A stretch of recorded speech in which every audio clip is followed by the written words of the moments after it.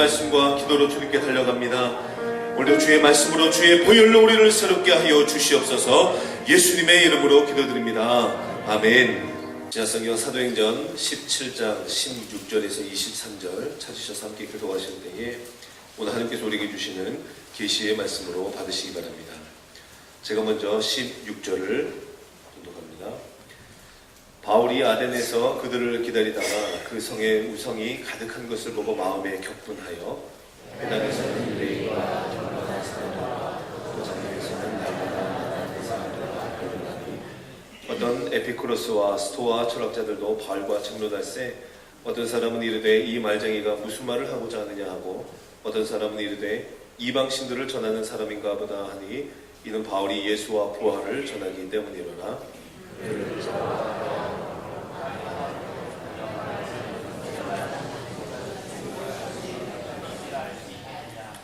내가 어떤 이상한 것을 우리 귀에 들려주니 그 무슨 뜻인지 알고자 하노라 하니 모든 인사가 거기서 하나님이 가장 새로운 것을 말하고 그들이 달리 시간을 쓰지 않는다. 바울이 아레오바고 가운데 서서 말하되 아덴 사람들아 너희를 보니 범사에 중교심이 많도다. 내가 두루다니며 너희가 위하는 것들을 보다가 알지 못하는 신에게라고 생긴 강도 보았으니 그런즉 너희가 알지 못하고 위하는 그것을 내가 너희에게 알게 하리라. 아멘. 때론 거룩한 분노도 필요하다라는 제목으로 박수미 담임 목사님 하나님의 말씀 선포하시겠습니다. 할렐루야. 역사적으로 보면 많은 인물들이 있는데요. 그 중에 이 분노 때문에 어떤 하나님의 역사를 이루는 사람이 있는가 하면 이 분노 때문에 인생이 망하는 사람도 있습니다. 아마 히틀러가 그 대표적인 예라고 볼 수 있는데요. 이건 뭐 정사라기보다는 야사입니다. 그래서 뭐 히틀러에 있었던 왜 히틀러가 그렇게 승승장구하고 나갔다가 한순간에 그렇게 몰락하게 되었을까? 그것을 캐릭터적으로 이렇게 분석한 내용에 보니까요. 이 히틀러가 굉장히 분노가 많은 사람이었습니다. 그리고 분노를 빨리 폭발시키는 사람이었다는 거죠. 또 여러 가지 가정 환경도 그렇고 또 그리고 괴팍스러운 성격들이 600만이나 되는 뭐 공식적으로는 약 한 400만이라고도 합니다. 또는 200만이라고 하는 설도 있고요. 그런데 엄청나게 많은 사람들을 이렇게 살해하게 된 동기들도 이렇게 보면 그가 분노가 많은 사람이었다는 것입니다. 그래서 얼마나 그가 분노가 많았냐면 실질적으로 사소한 일에까지도 그가 이렇게 자꾸 이렇게 터지니까 사람들이 자꾸 이렇게 히틀러를 피하게 되고 또 그리고 히틀러에 대해서 조심하게 되었다는 것이죠. 그래서 마지막 이걸 노르만디 상륙작전에서 연합군들이 침공을 했을 때 사실은 그때 주력 부대들이 독일에 없었던 것이 아니고 얼마든지 그 노르만디 상륙작전을 막을 수도 있었는데 가장 중요한 결정을 내려야 되는 타이밍에 히틀러가 잠을 자고 있었다는 거예요. 그것도 낮잠을. 그러다 보니까 이 부관들이 히틀러를 깨야 되는데 히틀러가 사소한 일에 자꾸 그 분노를 일으키고 신경질적으로 이렇게 대하니까 이 타이밍에 지금 깨야 되는지 말아야 되는지를 고민하다가 타이밍을 놓쳐버렸다는 거예요. 히틀러가 잠을 다 자고 일어나서 나중에 보니까 이 전선 자체가 이미 연합군들이 노르망디에 상륙한 이후 또 그리고 그 다음에도 조처를 좀 취했어야 되는데 모든 보고나 이런 부분들이 늦어짐으로 말미암아 결국에는 히틀러가 노르망디 상륙작전에 연합군의 승리를 던져주고 그 이후에 어려워졌다는 이런 분석들이 많이 나타나 있습니다. 우리가 삶을 살면서 인생을 살면서요, 이 신경질적인 사람, 이 분노가 있는 사람, 이 대단히 조심을 많이 해야 됩니다. 또 그리고 이 신경질이나 분노는 나이가 들어가면 더 생긴다는 걸 여러분 꼭 잊지 마시고, 여러분 요즘에 열받는 일이 많고 그런 것은 내가 나이가 들어가는구나, 이게 조심해야 될 때가 됐구나, 이런 생각을 여러분 하셔야 돼요. 사소한 일에 막 신경질이라고 이렇게 분노가 나는 것들은 그런 부분하고도 관련이 있습니다. 그런데 분노에는 이러한 분노만 있는 것이 아닙니다. 예수 그리스도께서 성전에 예루살렘에 입성하셔서 성전에 들어가셔서 최초로 행하셨던 일이 있습니다. 예루살렘 입성하셔서. 그것은 뭐냐면 성전 청결 사건이라고 하는데요. 이 성전 청결 사건에 보면 공간복음에 다 등장하고 있습니다. 마태복음은 21장, 마가복음은 11장, 누가복음은 19장. 성경에서 공통적으로 다 들어가 있는 것은 굉장히 중요한 겁니다. 왜냐하면 성경은 신약과 구약이 1190장 이 정도 돼가지고 한계가 정해져 있는데 거기서 반복적으로 어떤 사건을 다양한 각도에서 다뤘다. 그것은 대단히 중요한 사건입니다. 그래서 오병이의 사건 같은 경우는 마테마가, 누가, 요한복음에 다 등장하죠. 굉장히 중요하다는 겁니다. 그런데 이 마테마가, 누가에 등장하는 이 성전 청결 사건도 대단히 중요한 사건입니다. 그런데 이 성전 청결 사건을 보면 주님께서 얼마나 분노하셨는가가 이 성경 속에 드러나타 있는데요.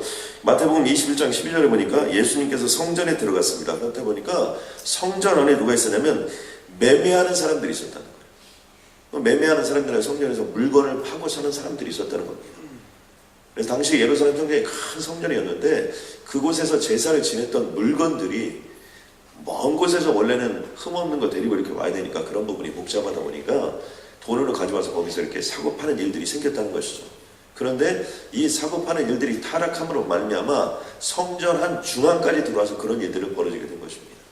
주님께서는 그 모습을 보고 모든 사람들을 다 내어 쫓았다는 것입니다. 그런데 내어 쫓는 모습을 성경은 이렇게 표현하고 있습니다. 돈 바꾸는 사람들의 상과 돈을 바꾸는 사람들의 상, 돈을 주고 뭐 소를 사거나 돈을 주고 양을 사거나 돈을 주고 비둘기를 사거나 이런 상을 주님이 다 엎어버리셨다는 거예요. 또 그리고 비둘기 파는 사람들의 의자를 둘러서 다 엎어버렸는데 둘러서 던져버렸다는 거죠. 여러분 혹시 화가 나서 한번 상을 뒤집어 본 적 있습니까? 상은 좀 뒤집어 봤을 것 같아요. 의자를 집어 던졌다. 이거 굉장히 저도 지금까지 의자를 집어 던져본 적 한 번도 없습니다. 상은 물어보지 않았으면 좋을 것 같아요. 얼마나 화가 났으면 여러분 이 상을 뒤집어 엎는다는 게 보통 일이 아니죠. 이건 드라마에서나 볼 수 있는 일이죠. 그리고 의자를 집어 던진다. 이건 상상할 수 없는 일입니다. 그런데 그것을 예수님의 영화의 생애 장면을 보면 그 장면이 그 장사하는 사람들도 만만치 않은 사람들인 거 여러분 아시죠?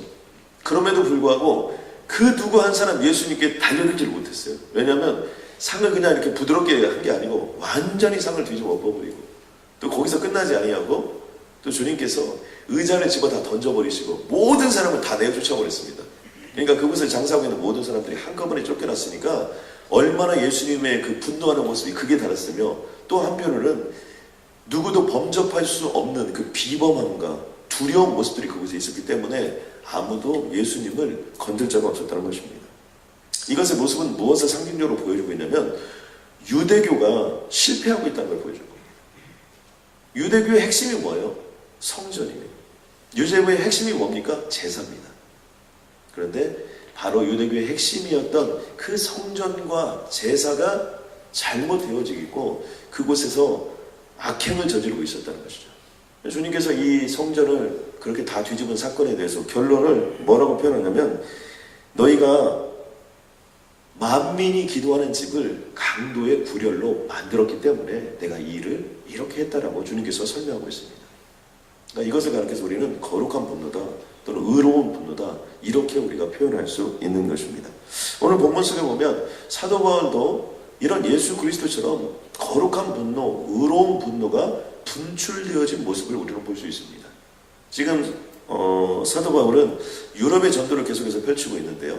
데살로니가에서 베레아로 또 베레에서 아덴으로 이렇게 복음을 전하러 가는데 이 아덴이라는 도시가 참 중요한 도시 중에 하나가 뭐냐면 그 당시에 유럽이 세계였는데요. 세계에서 가장 철학자들이 많았던 장소로 알려지고 있습니다. 그래서 내 자신을 알라 누구죠? 소크라테스죠. 소크라테스가 거기 출신이고요. 제논이라는 사람도 거기 출신이고요. 플라톤이라는 사람, 에피쿠로스라는 사람도 거기고 우리가 잘 알고 있는 아리스토텔레스의 고향이 바로 이 아덴이라는 곳입니다. 뿐만 아니라 철학이 발달하고 지식인들이 많다 보니까 문학과 예술이 발달한 곳으로서 유럽의 가장 중심되는 도시 중에 하나가 바로 이 아덴이라는 곳입니다. 그런데 아덴에 들어가자마자 이곳에서 사도 바울의 분노가 끌어왔습니다. 성경 말씀해 보니까 그 성에 우상이 가득한 것을 보고 마음이 격분했다는 겁니다. 격분했다는 것은 격하게 분노가 일어났다는 것이죠. 이유가 뭡니까? 수많은 우상들이 그곳에 있는 거예요. 여러분, 이 모습들을 보면 참 아이러니하죠. 문학과 예술과 철학이 발달하고 수많은 지성인들이 있는데 아이러니하게도 역사적으로 이런 곳에서 우상이 발달한다.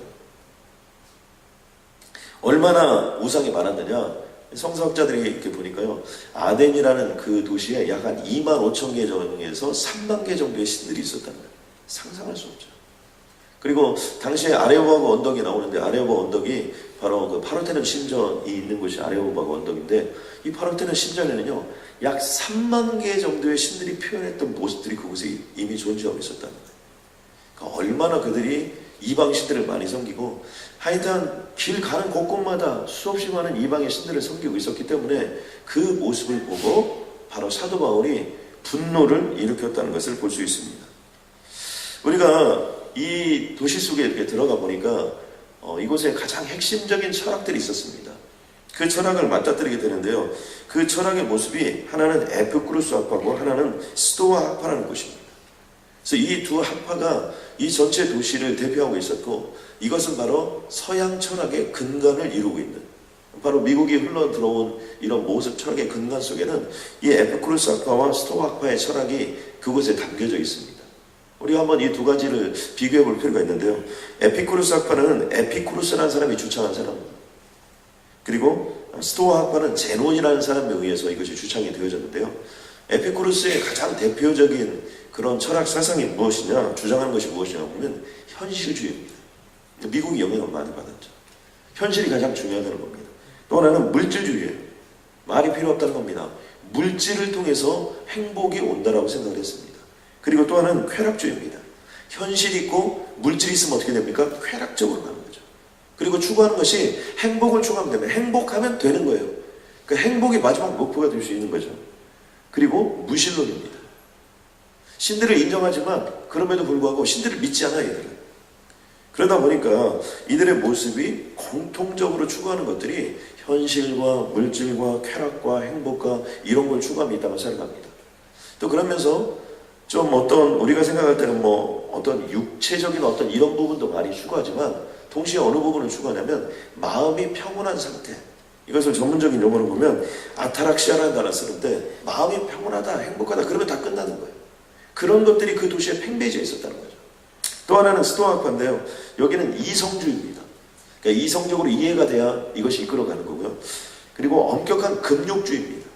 그러니까 여러분, 미국을 보면 어떻습니까? 이 두 가지 모습이 혼합되어 있는 모습이 미국의 철학 사상적 배경이라고 우리가 볼 수 있고, 특히 유럽이나 이런 부분들도 이러한 것들과 관련이 있는 것들을 볼 수 있습니다.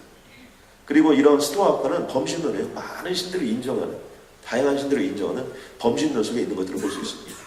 이런 모습들을 보면서 사도 바울이 무엇을 일으켰냐면 분노를 일으켰다는 거죠. 어떻게 이럴 수가 있는가? 어떻게 이런 일이 일어나는가? 그러면서 이 사도 바울이 그 사람들과 펼쳤던 내용 중에 하나가 뭐냐면 변론을 펼치게 된 겁니다. 이럴 수는 없다는 거죠. 그러면서 사도 바울이 전한 것이 무엇이냐면 예수 그리스도의 십자가와 부활의 복음을 전합니다. 그런데 깜짝 놀랄 만한 일들은요, 예수 그리스도의 십자가와 부활의 복음을 전하자 많은 사람들이 관심을 가졌다는 거예요. 그런데 관심을 가졌던 것이 우리가 이전에 보았던 데살로니가나 베레에서 복음을 믿으려고 관심을 보였던 것이 아니라 지식인들이 새로운 것을 좋아하는 습성, 또 그리고 새로운 것을 추구하는 어떤 그런 모습 때문에 이 사도 바울이 선포한 복음에 대해서 관심을 가졌다는 것입니다. 믿음으로 관심을 가진 것이 아니라 지식적으로 관심을 가졌다는 거죠. 그러자 이 사도 바울이 그들을 칭찬하면서 하나님의 말씀을 이렇게 전하기 시작합니다. 그 내용을 보니까 아덴 사람들아, 너희를 보니 범사의 종교성이, 범사의 종교심이 참 많구나. 얼마나 이 종교심이 많았는가 이렇게 보니까요, 내가 알지도 못하는 신이라는 그 제단이 있었다는 거죠. 그러니까 어떤 신인지 모르는데 알지도 못하는 신이 그곳에 있었다는 거예요. 그럴 만큼 너희가 종교성이 많다, 이런 얘기를 하는 겁니다.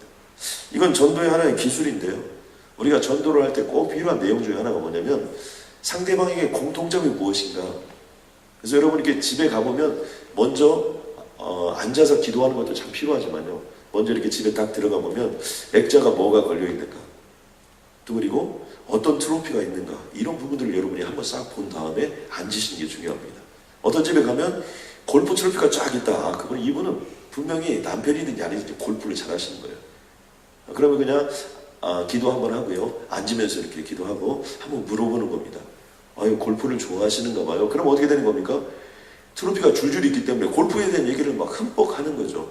그리고 마음이 편안해지면 그 다음에 얘기를 하면 그 사람도 자기 하고 싶은 얘기를 다 했기 때문에 무슨 얘기를 해도 잘 받아들이는 경향이 있습니다. 또 그리고 거기에 보니까 뭐 어디 출신인가 이런 것도 알 수 있는 거고요. 또는 뭐 상장을 걸어놨다든가 이런 것들을 보면 그 사람의 내면 세계를 알 수 있고 그 사람이 살아왔던 여정을 알 수 있기 때문에 훨씬 더 좋죠. 사도 바울도 벌써 한번 싹 도시를 돌아보니까 이거 뭐 완전히 그냥 우상 집단이 우상 집단. 그러니까 그곳에서 너희가 범사에 종교성이 많다. 그러니까 어떻게 해요? 그들도 너무나 마음이 편해진 거예요. 그리고 사도 바울이 전하는 것들에 새로움이 있고 그러면서 논쟁이 펼쳐지는 대목까지가 오늘 본문의 내용 속에 볼 수 있습니다. 오늘 이것을 통해서 우리가 좀 깨달아야 될 점은 뭐냐면 공부를 많이 하고 지적이라고 해서 모두 다 똑똑한 것은 아니라는 사실입니다. 그러니까 가장 철학적이고 가장 문학적이고 가장 예술적인 도시에서 놀랍게도 가장 많은 이단들이나 또 가장 많은 어떤 알지 못하는 신들에 대해서 흠양하고 그것을 쫓아나가는 모습들을 볼 수 있습니다. 그런데 이 모습은요, 아덴에서만 일어나는 일들이 아닙니다. 요즘에 전 세계적으로 약 지난 한 50년 동안 세계를 이끌어왔던 나라가 미국과 일본입니다. 그런데 미국도요, 요즘에 실질적으로 이렇게 보면 많은 신들이 좀 발달하는 것들을 볼 수 있습니다. 그래서 특별히 컬트적인 그런 사고들이 좀 많이 발달하는 모습들이 현재 미국에도 있는 모습들을 볼 수 있고요. 우리가 잘 알고 있는 것처럼 뭐 뉴에이지나 또는 사탄 숭배, 또 그리고 프리메이슨, 생채집, 해골 종단, 또는 로마 클럽 이런 것들이 유럽과 미국을 바탕으로 해서 베이스를 이루고 있습니다. 상당히 무서운 부분들이 많이 있고요. 우리들이 마지막 시대가 왔을 때 이런 부분이 경계해야 되는 모습들도 상당히 많이 이런 것들 속에 드러나 있는 것들을 볼 수 있습니다. 또 그리고 지식적으로 굉장히 뛰어난 그런 도시들이나 나라들이 의외로 윤리적이나 도덕적으로 타락했다는 것입니다. 여러분 전 세계에서 가장 포르노 산업이 발달한 나라가 어딘지 아십니까? 여러분 미국이에요. 미국에서도 가장 포르노 산업이 발달한 나라가 어딘지 아십니까? LA예요. LA에서도 어디가 가장 포르노 산업이 발달한지 아십니까? 제가 북쪽이라고만 얘기할게요. 또 그 동네 사시는 분들 마음이 어려우시니까 인터넷에 다 나와 이거. 여러분 이게 아이러니하죠. 여러분. 의외로 지식이 많다. 또 그리고 무엇인가가 있다. 이런 것들이 어려움이 있는 겁니다. 일본이라는 나라 지난 50년 동안 미국과 함께 세계 경제 대국의 1, 2위를 다투며 여기까지 왔는데요. 이 미국이라는 나라, 일본이라는 나라도 보니까 전에는 문부성에 기록된 것만 한 300만 개 되고요. 그 다음에 그 사회 전체에는 약 700만 개의 신이 있다는 겁니다. 그러니까 일본이라는 나라 모든 것들 속에 다 신들이 있는 거예요. 심지어는요, 화장실을 청소하는 신이 있습니다. 그래서 화장실 깨끗이 청소하는, 왜 화장실 깨끗이 청소하냐? 화장실에 사는 신을 섬기기 위해서 그 사람들은 화장실만 청소한다는 거예요. 아무튼 정신세 상태를 한번 감정해 봐야 될 필요가 있는 700만 개의 신이 있네요. 700만 개의 신. 지금 현재 전 세계적으로 부각되고 있는 나라가 지금 두 나라인데요. 하나는 중국이라는 나라고 하나는 인도라는 나라입니다. 아마 중국이라는 나라가 인구가 지금 현재 한 12억에서 13억 정도 잡는데 아마 공식적으로 15억 정도라고 얘기하고 있고요. 인도가 그들을 쫓아가고 있는데 아마 2025년이 되면 인도의 인구가 전 세계에서 제일 많을 것이라고 이렇게 생각합니다. 그런데 중국도 보면 이 유교적인 범위 내에서 이것이 발달하다가 공산주의가 왔기 때문에 모든 종교를 다 없애버렸습니다. 근데 종교가 다 없어진 건 좋은데 중국의 문화나 또 중국의 내면적인 전통 속에 들어가 보면요. 귀신을 섬기는 귀신과 가까운 것들이 굉장히 그 사회 속에 만연되어지는 모습들을 볼 수 있고요. 또 그리고 산업사회가 되면서 추구되어지는 것 중에 하나가 뭐냐면 물질 만능주의가 오는 타락함이 중국을 강타하고 있습니다. 그래서 요즘에 중국에서 나오는 뉴스들이나 이런 것들 여러분이 접해보면 알겠지만 상상할 수 없을 만큼 타락해진 모습들을 볼 수 있죠. 또 하나는 인도인데요. 인도는 제가 직접 가봤고 중국도 제가 직접 다 가봤는데 이 인도도 만만치 않습니다. 한 사원을 들어가 봤는데 이 사원이요. 모든 벽면 그리고 모든 형상들이 전부 다 신이에요. 그러니까 그 사원에만 해도 수천 개의 신이 있는 거예요.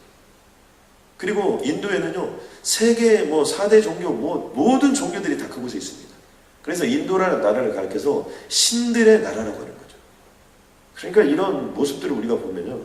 우리가 지식적으로 많은 것들을 안다, 문학과 예술적으로 굉장히 많은 발달되어 있다, 이런 것들이 반드시 똑똑한 것이 좋은 것만 아니라는 거예요. 그 똑똑함이 오히려 자꾸자꾸 새로운 것들을 추구하고, 이 아덴에 사는 사람들의 중요한 특징 중에 하나가 뭡니까? 자꾸자꾸 새로운 것들을 추구하는 거예요. 남들이 안 한 것들을 추구하는 거죠.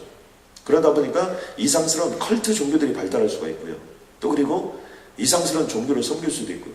또 많은 이단들에 가보면 우리가 아는 것처럼 많은 대학생들, 지식인들, 또 이런 사람들이 거기서 가 있는 경우가 종종 있습니다.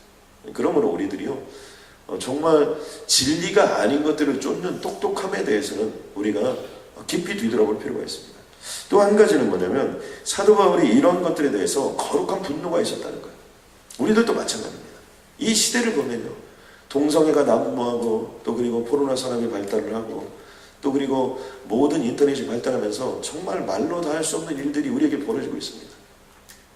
제가 늘 여러분 앞에 고백하지만, 저 어렸을 때는요, 딱지치기 했습니다.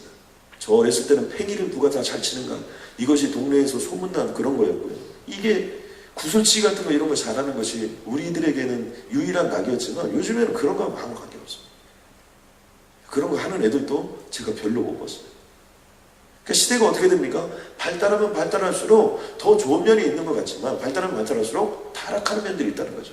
우리가 이런 부분들에 대해서 나만 안 하면 된다, 나만 깨끗하면 된다, 내 아들만 안 하면 된다, 또 우리 크리스천들만 잘 살면 된다, 이런 마음을 가져서는 안 되고, 이 사도 바울처럼 예수 그리스도가 성전을 청결하게 했던 것처럼 거룩한 분노, 의로운 분노가 필요하다는 것입니다. 대신에 우리가 이런 것들을 접근할 때 사도 바울이 이들과 펼쳤던 건 뭐냐면 논쟁을 펼쳤습니다. 변론을 펼쳤어요. 그런데 문제가 뭐였냐면, 그들이 사도 바울에 대해서 이렇게 얘기했다는 거죠. 이 말쟁이가 무슨 말을 하느냐. 우리 어디서 많이 들었던 얘기죠. 예수 믿는 사람들을 가르쳐 뭐라고 얘기합니까? 이 말쟁이들, 이거 말만 잘한다는 거예요, 예수 믿는 사람들. 그런데 이거 다 성경에 있었던 거예요.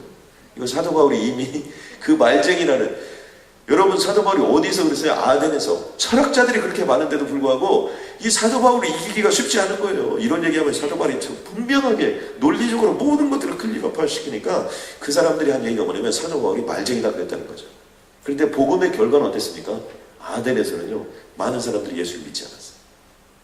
복음 전함에 대해서 사도 바울이 스스로 좌절하게 됩니다. 여기서 우리가 한 가지 알 수 있는 건 뭐냐면, 복음은요, 선포하는 것이지 논쟁하는 것이 아니라. 그래서 혹시 여러분 이방 종교나 또 이상한 사람들, 여호와의 증인, 이런 사람들이 여러분의 집에 오고 그러면요, 그분들과 논쟁을 자꾸 하면 안 돼요. 또 어떤 사람에게 복음을 전하게 하려고 그 사람하고 자꾸 논쟁을 하면 안 됩니다. 예수가 어디 있냐 이렇게 물어보면 그렇게 생각할 수 있다, 이렇게 하고 여러분이 받아주면서 무엇인가 얘기를 하려고 하고, 또 하나님의 복음을 선포하는 거죠. 말씀에 보면요, 마태복음 보면 귀 있는 자는 들을지어다, 누가복음에 보면 더러는 좋은 땅에 떨어짐에 나서 100배의 결실을 하였느니라. 이 말씀을 하시고 외치시되 들을 귀 있는 자는 들을지어다. 요한계시록에 보면 어떻게 됩니까? 성령이 교회들에게 말하는 것을 들을지어다, 귀를 들을 귀 있는 자는 들을지어다. 다른 말 한편은 뭐예요? 복음은 선포하는 거라는 거예요. 그런데 사도 바울도 만만치 않은 사람입니다. 신학과 이런 것들에 논리에 뛰어난 사람이죠. 그런데 그 논리를 가지고 정말 변론을 했을 때 나타나는 현상이 무엇이었습니까? 그것은 서로 따지고 너 말 잘한다, 너 말쟁이다, 이런 얘기를 들었지만 그것 때문에 복음이 온전히 전파되어지지는 않았다는 사실. 그래서 우리가 여기서 복음을 자꾸 우리가 변론하려고 하거나, 또 상대방을 어떻게든지 굴복시키고 설득시키려고 하거나, 그런 식의 복음 전함이 아니라 하나님의 복음을 선포하는 것, 바로 우리들이 해야 될 일이라는 사실입니다. 저는 오늘 이곳에 있는 모든 분들이 아덴에서 있었던 사람들처럼 헛똑똑이가 아니라 진짜 복음과 진리를 가진 여러분이 되시길 주님의 이름으로 간절히 소원합니다. 그리고 아마 여러분들도 지금 현재 미국에 살고 있고요, 또 한국도 가보니까 서울에, 강남에, 가장 한복판에 여러분 골목에 들어가면요, 점집들이 그렇게 많습니다. 얼마나 길거리에서 요즘에는요, 점을 보는 데가 그렇게 많아요. 깜짝깜짝 놀라요. 그래서 이런 부분에 대해서 거룩한 분노, 의로운 분노를 여러분 한번 일으키시고, 여러분을 통해서 하나님의 복음이 온전히 전파되고 선포되어지는 역사가 있길 주님의 이름으로 간절히 소원합니다. 우리 한번 마음을 모아서 합심으로 한번 기도하는 시간을 갖겠습니다. 이 시간 한번 기도할 때요, 하나님, 이 시대도 보면 미국이나 또 일본이나 또 중국이나 또 인도나 하나님 이곳에 하나님의 복음의 역사를 허락하여 주시고 복음의 능력을 회복시켜 주시옵소서. 미국이라는 나라가 시작되어질 때 복음으로 시작했는데 정말 너희가 복음으로 시작하였다가 율법으로 마치겠느냐 이런 얘기처럼 지금 현재 미국은 미궁 속으로 빠지고 있습니다. 하나님 미국을 살려주시고 영적인 세계로 다시 한번 질서를 재편시켜 주시고 주님 역사해달라고 기도하면 하나님께서 함께하여 주실 줄로 믿습니다. 하나님 감사합니다. 믿음은 바라는 것들의 실상이요 보이지 않는 것들의 증거가 됨을 믿습니다. 하나님 믿음은 불의 세력을 멸하기도 하며 칼날을 피하기도 하며 연약한 자를 강하게 하기도 하며 전쟁에 용감하게 되어 모든 이방의 진들을 물리치는 역사가 있는 줄로 믿습니다. 하나님 믿음은 조롱과 채찍질과 결박과 옥에 갇힌 시련을 극복하게 되는 줄로 믿습니다. 하나님 믿음은 돌로 치는 것과 톱으로 켜는 것과 시험과 칼로 죽임을 당하고 양과 염소의 가죽을 벗김같이 궁핍과 환난과 학대를 받으나 세상이 감당치 못하는 인생이 되는 것이 믿음의 역사인 줄로 믿습니다. 하나님이 오늘도 나를 위하여 우리를 위하여 동부천하의 교회를 위하여 더 좋은 것으로 예비하여 주신 줄로 믿습니다. 하나님 우리가 아니면 누가 그 하나님의 온전함을 이루겠느냐고 주님이 선포해 주신 것처럼 여기 있는 나를 통하여 우리를 통하여 나의 입술을 통하여 말씀과 기도와 찬양을 통하여 그러한 믿음의 기적들을 반드시 보는 역사를 허락하여 주옵소서. 오늘 이 한 날이 믿음의 역사가 있는 한 날이 되게 하여 주시옵고 하나님의 믿음이 하나님의 복음이 온전히 선포되어지는 귀하고 복된 날 되게 하여 주옵소서. 예수님의 이름으로 기도드렸습니다.